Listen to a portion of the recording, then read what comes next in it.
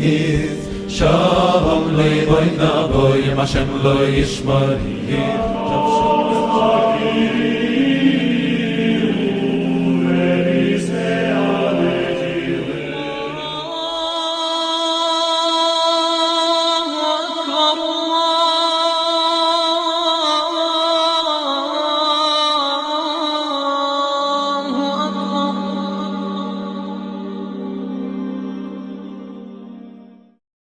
Assalamu alaikum wa rahmatullahi wa barakatuh. Si nous trouvons une prophétie du prophète Mohammed sallallahu alayhi wa sallam dans les livres sacrés des nations précédentes, alors cela est une preuve de sa véracité. Et cette preuve implique aussi la responsabilité de tout le monde. Comment une prophétie de la venue d'un prophète peut-elle être donnée dans les livres saints d'une autre nation avant même qu'il ne vienne ? Si ces prophéties sont accomplies, alors c'est la preuve que la prophétie est véridique à son origine. Le concept de prophétie est un concept véridique et logique, parce que ce que les prophètes annoncent se produit exactement. De nombreux versets du noble Coran valident la pertinence de cette argumentation. Cette argumentation par les prophéties dans les livres saints précédents comme preuve de la véracité de la prophétie de Mohammed sallallahu alayhi wa sallam. C'est une argumentation mentalement logique. Le noble Coran confirme la validité de cette argumentation. Allah subhanahu wa ta'ala a dit « Donc, si tu es en doute de ce que nous t'avons révélé, alors demande à ceux qui lisent le livre avant toi. » Surat Yunus, verset 94. Donc, demande au peuple du livre et tu trouveras chez eux l'information de ta prophétie. Allah Tout-Puissant dit aussi, et ceux qui ont mécru disent, tu n'es pas un messager.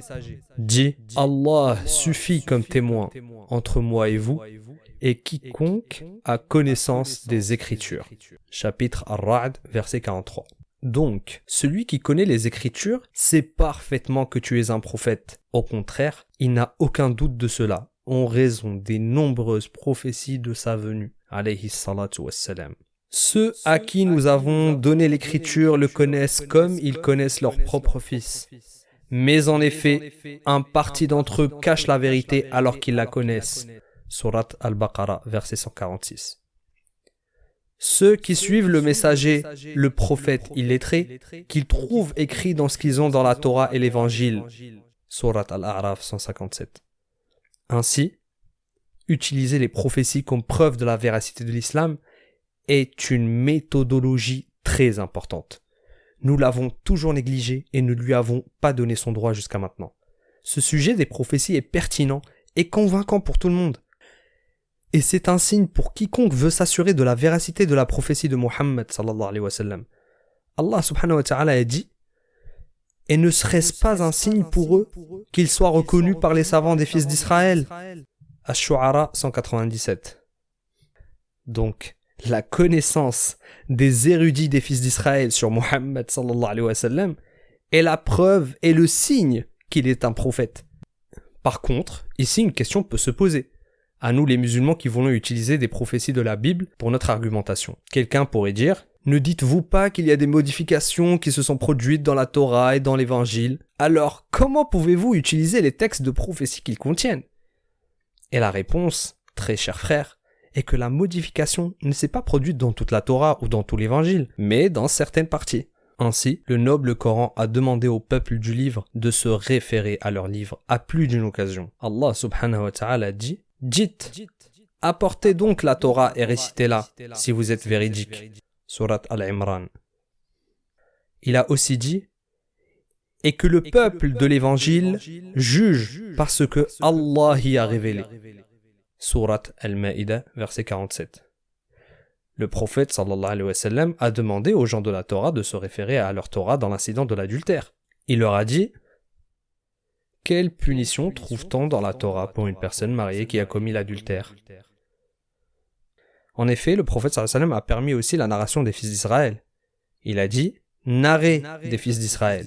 Il n'y a rien de mal à cela. » Donc, il y a beaucoup de vérité dans les écritures des gens du livre, juifs et chrétiens. Le noble Coran a prouvé la validité de l'utilisation de la prophétie comme preuve. Et le sujet de prophétie est justement présent dans leurs livres. Les textes de prophétie de la venue du prophète sallallahu alayhi wa sallam sont toujours présents dans leurs livres jusqu'à présent. Par exemple, ce texte est mentionné dans le Deutéronome, qui est le 5e livre de la Torah. Le Seigneur m'a dit, donc Allah Tout-Puissant qui parle à Moïse, alayhi salam, qu'est-ce qu'il lui dit? Il lui dit, je susciterai pour eux un prophète comme toi du milieu de leurs frères. Deutéronome 18, 18. Donc, un prophète comme Moïse, alayhi salam, viendra parmi les frères des fils d'Israël. Qui sont les frères des fils d'Israël? Les frères des fils d'Israël sont les fils d'Ismaël. Ismaël est le frère d'Ishaq, Isaac, alayhi salam, et Israël est le fils d'Ishaq. Ainsi, les fils d'Ismaël sont frères pour les fils d'Israël. Cela, bien sûr, est incontestable. Même la Torah dit au sujet d'Ismaël, alayhi salam, et il habitera en face de tous ses frères.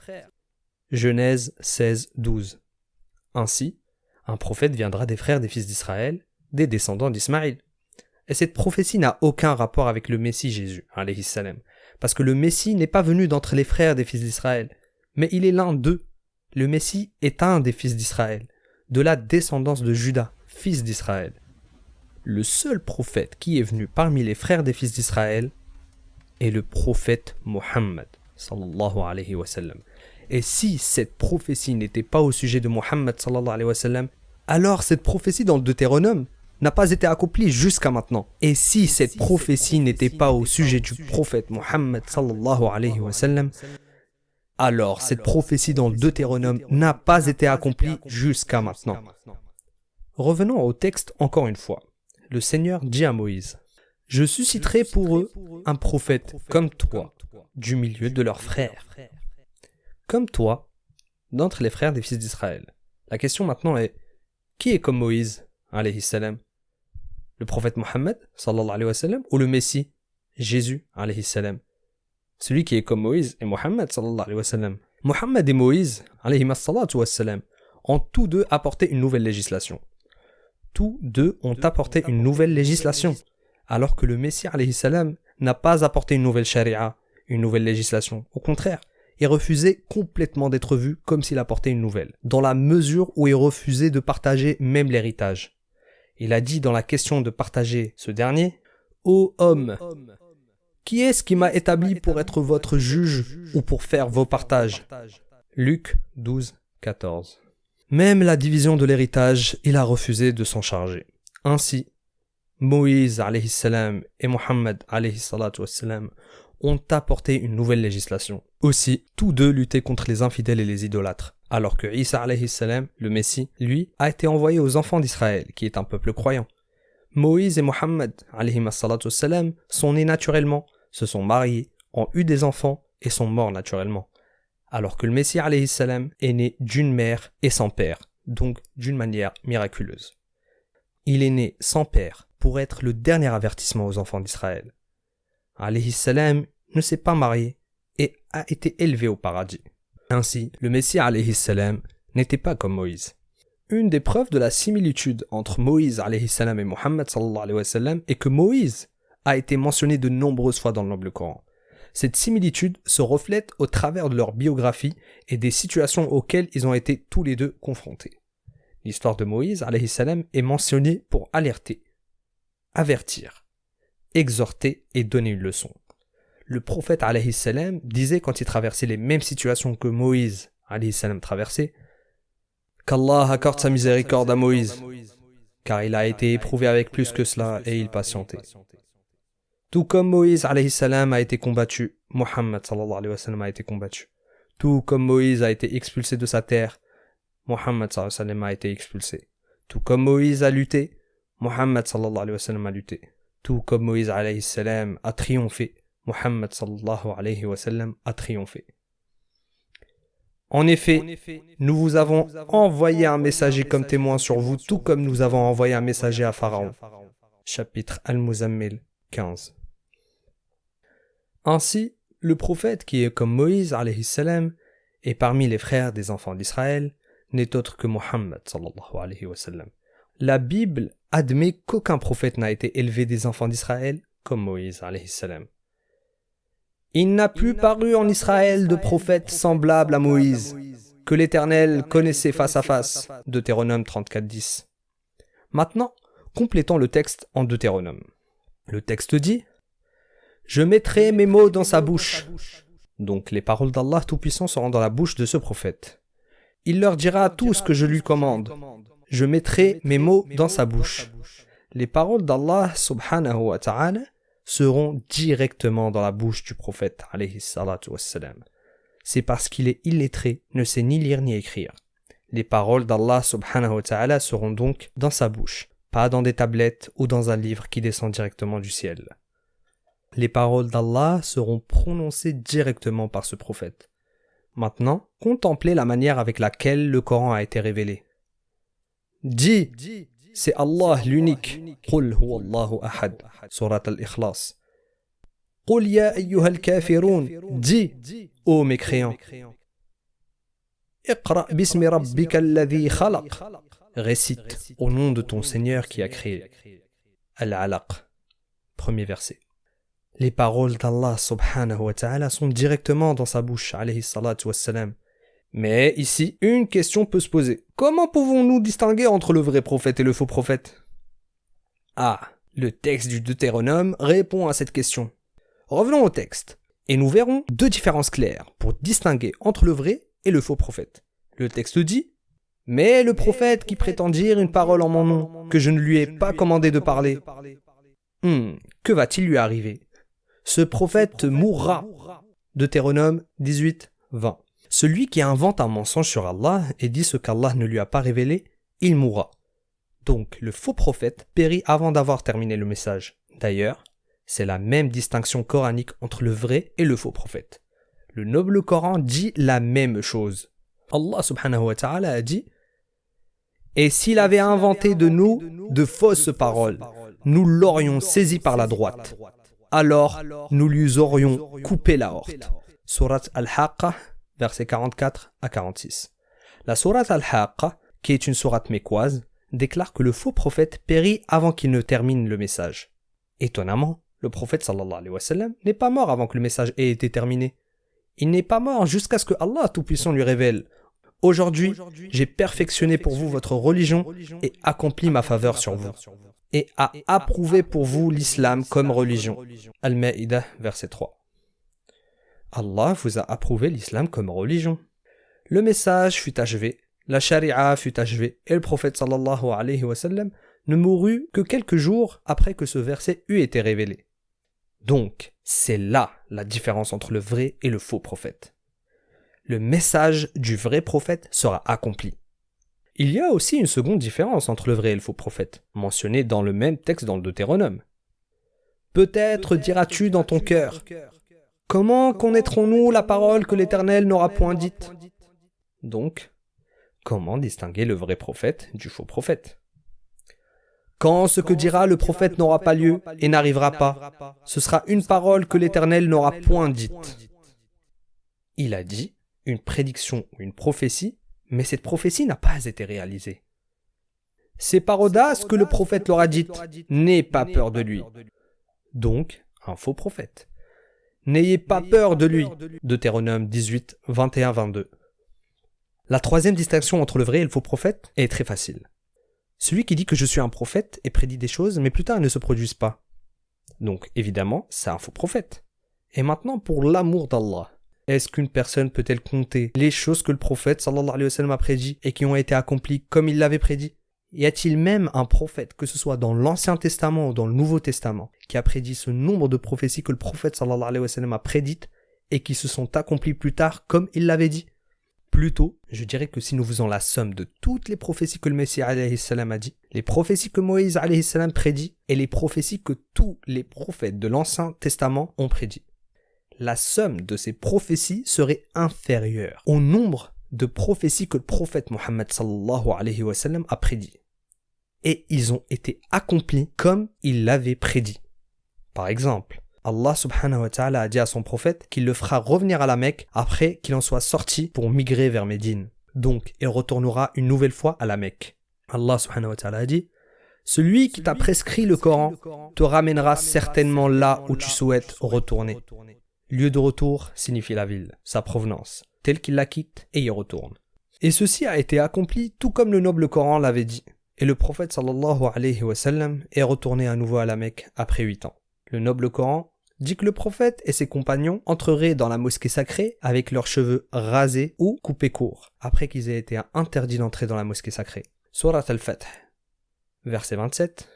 Allah a été véridique en la vision par laquelle il annonça à son messager en toute vérité: vous entrerez dans la mosquée sacrée si Allah veut, en toute sécurité, ayant rasé vos têtes ou coupé vos cheveux, sans aucune crainte. Il savait donc ce que vous ne saviez pas. Et cela s'accomplit comme Allah subhanahu wa ta'ala l'avait dit. Allah Tout-Puissant a également dit qu'après être entré dans la mosquée sacrée, il y aura une conquête. Il a placé en deçà de cela une victoire proche. Et la conquête de Khaybar a eu lieu après l'entrée de la mosquée sacrée. Allah Tout-Puissant a dit qu'il enrichirait Quraysh. Allah vous enrichira de sa générosité. Surat At-Tawbah, verset 28. Et ceci a été accompli. Allah a dit que Abu Lahab mourrait comme un incrédule, et il a été accompli. Que périssent les deux mains d'Abu Lahab et que lui-même périsse. Sa fortune ne lui sert à rien, ni ce qu'il a acquis. Il sera brûlé dans un feu plein de flammes. Bien qu'Abu Lahab soit resté en vie pendant 11 ans après la révélation de cette sourate, il ne s'est pas converti à l'islam. Le noble Coran dit aussi que Al-Walid ibn al-Mughira, le père de Khalid ibn al-Walid, mourait incrédule. Je le conduirai à Saqar, le feu intense. Surat Al-Muddathir, 26. Et il a été accompli. Qu'est-ce qui a empêché Al-Walid de se convertir à l'islam comme Khalid l'a fait? Surtout, depuis qu'il a été touché par le noble Coran, sa conversion à l'islam était possible à tout moment. Mais le Coran prédit une prophétie selon laquelle il ne se convertirait pas à l'islam. La prophétie a été réalisée comme le noble Coran dit. En outre, le noble Coran a déclaré que Al-Walid ibn al-Mughira avait eu de nombreux enfants et en voulait plus. Mais non, il n'aura pas plus d'enfants. Et ceci a été accompli. Laisse-moi avec celui que j'ai créé seul et à qui j'ai donné des biens étendus et des enfants qui lui tiennent toujours compagnie, pour qui aussi j'ai aplani toute difficulté. Cependant, il convoite de moi que je lui donne davantage. Pas du tout, car il reniait nos versets, le Coran, avec entêtement. Le Coran annonçait aussi que les Romains vaincraient les Perses d'ici quelques années. Cela semblait impossible à ce moment-là, compte tenu du déséquilibre entre les deux nations en termes de force armée. Notre Seigneur Tout-Puissant a dit: les Romains ont été vaincus dans le pays le plus proche, mais après leur défaite, ils vaincront dans quelques années. À Allah appartient le commandement au début et à la fin. Et ce jour-là, les croyants se réjouiront de la victoire d'Allah. Il donne la victoire à qui il veut et il est le puissant, le miséricordieux. La promesse d'Allah, Allah ne manque pas à sa promesse, mais la plupart des gens ne savent pas. Surat Ar-Rum.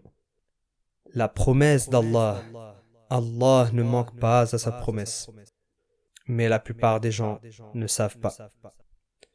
Une promesse d'Allah Tout-Puissant que les Romains triompheraient sur les Perses, et ceci a été accompli. Le noble Coran a prédit que les Juifs ne seraient pas en mesure de dire « Nous souhaitons la mort », parce qu'ils savaient que s'ils disaient ce mot devant le prophète sallallahu alayhi wa sallam, ils mourraient instantanément. Dit: ô vous qui pratiquez le judaïsme, si vous prétendez être les bien-aimés d'Allah à l'exclusion des autres, souhaitez donc la mort, si vous êtes véridiques. Or, ils ne la souhaiteront jamais à cause de ce que leurs mains ont préparé. Allah, cependant, connaît bien les injustes. Ainsi, les Juifs n'ont pas osé souhaiter la mort malgré leur grand désir de renier le prophète sallallahu alayhi wa sallam.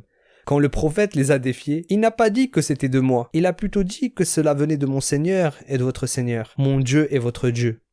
Ce niveau de défi n'a pas été montré par le prophète sallallahu alayhi wa sallam, sauf avec la certitude qu'il est soutenu par Allah subhanahu wa ta'ala.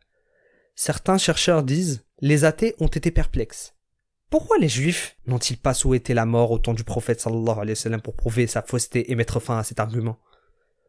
D'innombrables prophéties ont été racontées par le noble Coran et elles se sont produites exactement comme il l'a dit. Par exemple, le prophète a prédit le meurtre d'Umayya ibn Khalaf dans un hadith al-Bukhari et plus tard, Umayya ibn Khalaf a été tué. Le prophète sallallahu alayhi wa sallam prédit dans un hadith dans Muslim que Haram bint Milhan serait parmi les premiers martyrs dans les conquérants de la mer. Et cela s'est produit comme le prophète sallallahu alayhi wa sallam l'avait prédit. Le prophète sallallahu alayhi wa sallam a prédit aussi dans un hadith dans Al-Bukhari que Allah ferait la réconciliation entre deux groupes énormes de musulmans à travers Al-Hassan ibn Ali. Et cela s'est produit comme le prophète sallallahu alayhi wa sallam l'avait prédit. C'est l'année où Allah subhanahu wa ta'ala a fait la réconciliation entre les musulmans à travers Al-Hassan ibn Ali, et cette année a été nommée l'année de la réconciliation. Imaginez si Al-Hassan serait mort enfant. Le prophète sallallahu alayhi wa sallam a aussi prédit dans un hadith dans le Bukhari que Ammar serait tué par le groupe transgresseur. Et cela s'est produit comme le prophète sallallahu alayhi wa sallam l'avait prédit. Le prophète aussi a prédit que Omar, Uthman, Ali, Talha et Zubayr ne mourraient pas dans leur lit comme les gens meurent normalement. Tous sont morts en tant que martyrs. Le prophète sallallahu alayhi wa sallam a aussi prédit la lettre de Hatib ibn Balta'a dans un hadith dans le Bukhari, et les compagnons ont vu exactement ce que le prophète sallallahu alayhi wa sallam leur avait dit. Le prophète sallallahu alayhi wa sallam a aussi prédit le meurtre des 3 dirigeants dans la bataille de Mu'tah. Le prophète sallallahu alayhi wa sallam avait aussi prédit le meurtre de Kisra, l'empereur perse, et même le jour où il a été tué. Il avait aussi prédit la mort de Négus, An-Najashi, et le jour de sa mort, et avait même réalisé la prière de l'Janaza, la prière funèbre, sur lui. Il a prédit de nombreux événements qui se sont produits par la suite. Tous ces hadiths sont au plus haut degré d'authenticité. Des centaines de prophéties dont nous n'avons mentionné qu'une partie. Les prophéties que le prophète sallallahu alayhi wa sallam avait prédites sont toujours en cours d'accomplissement jusqu'à aujourd'hui. Ainsi, le vrai prophète prédit des choses qui se produisent plus tard, tandis que le faux prophète prédit des choses qui ne se produisent pas plus tard. Plutôt, Allah l'abandonne. Revenons à la Torah, en particulier au Deutéronome. Après quelques chapitres de cette prophétie, qui prédit l'arrivée d'un prophète comme Moïse, parmi les frères des enfants d'Israël, quelques chapitres plus tard du Deutéronome, on nous parle de la descente du message dans Pharan. Qu'est-ce que Pharan?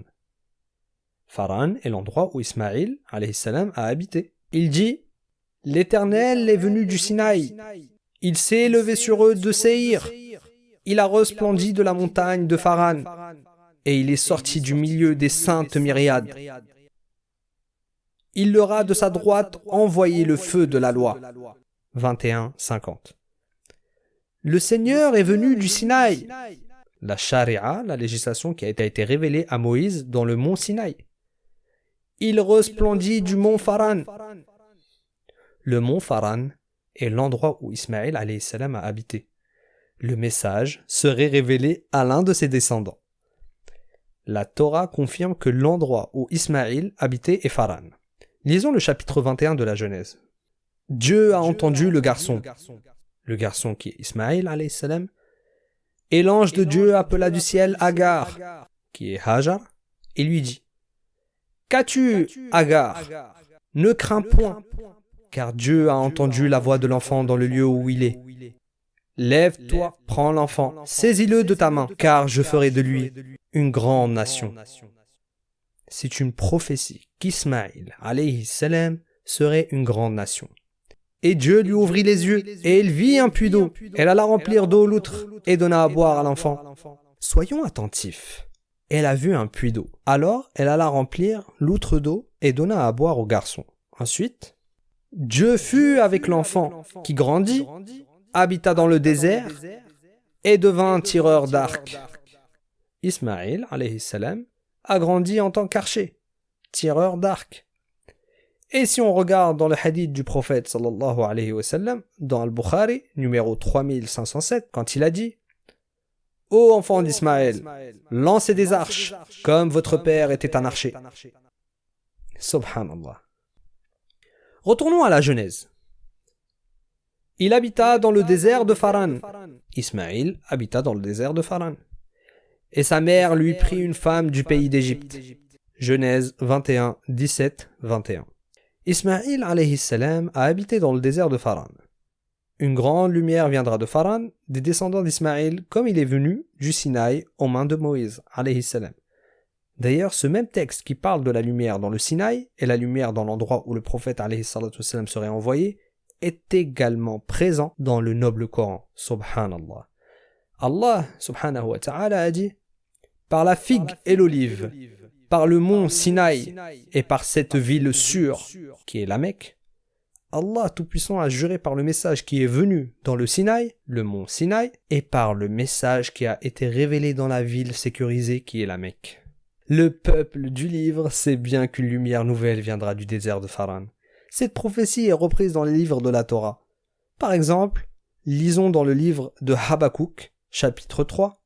Dieu vint de Théman, et le saint vint du mont Faran. C'est là, sa majesté couvrait les cieux, et la terre fut remplie de sa louange.